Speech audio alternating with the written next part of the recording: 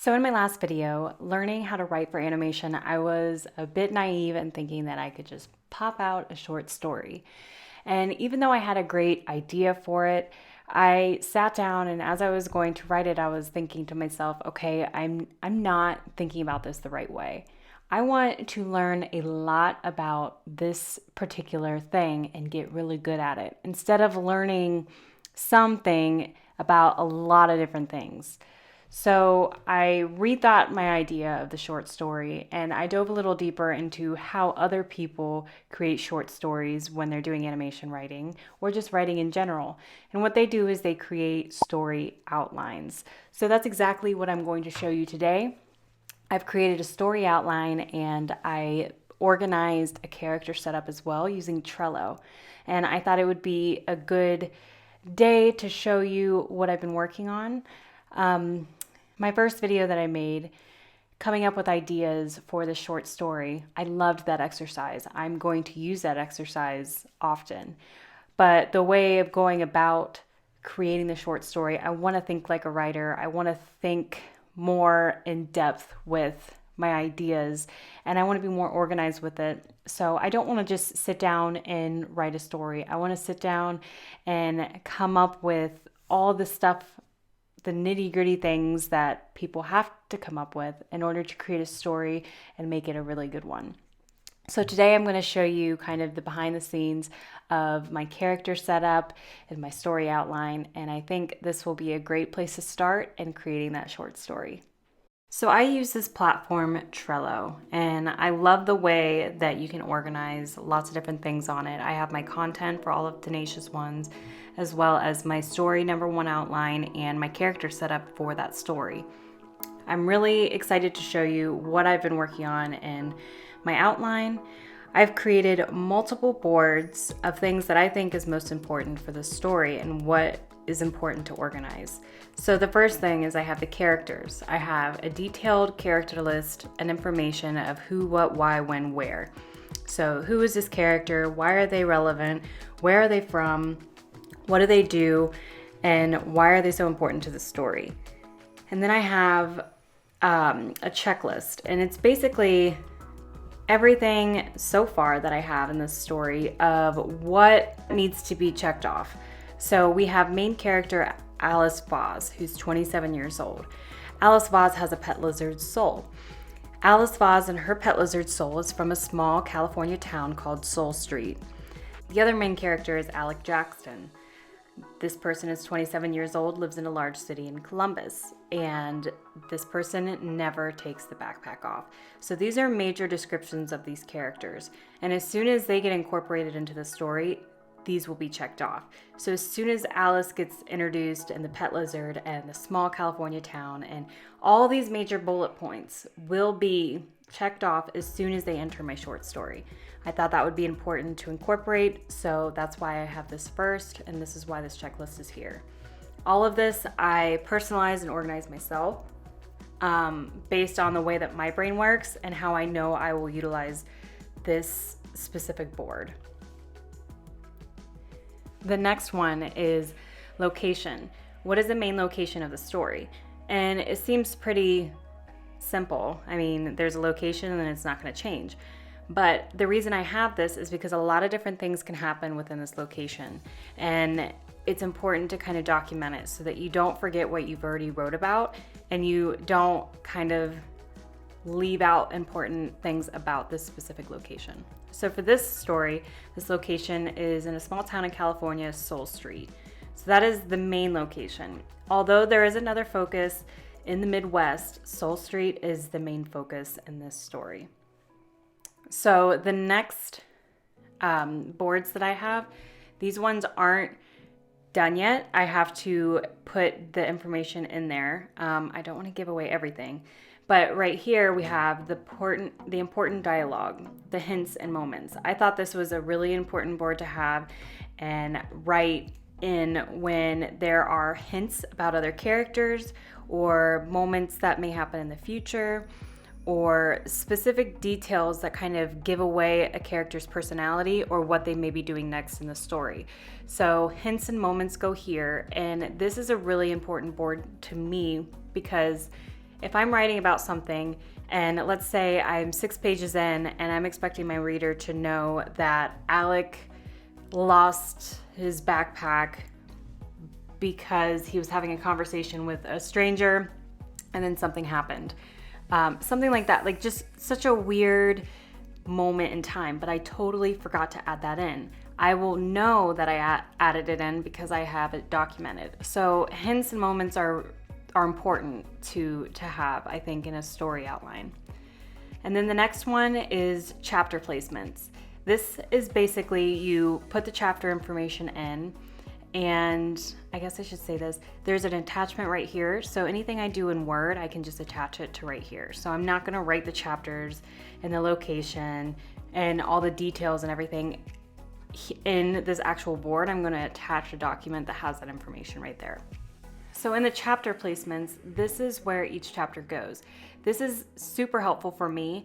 I thought just by the way that my brain works to put each chapter in here and know, okay, I have this one done, I have this one done, I can go back to this one, I know this one's done.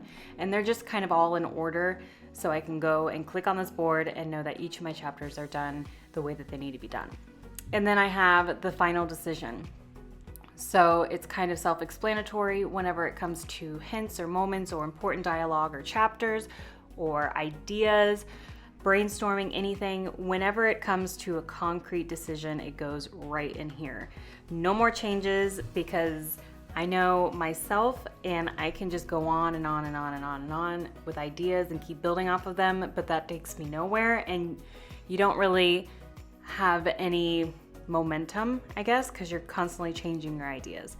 So this is my story outline. This says story number 1 outline, but this is going to be an outline that I utilize for all of my stories in the future. And I'm sure I'm going to do some tweaks here and there the more that I use this, but for the most part, this is definitely something that my brain can take and use and really just take advantage of.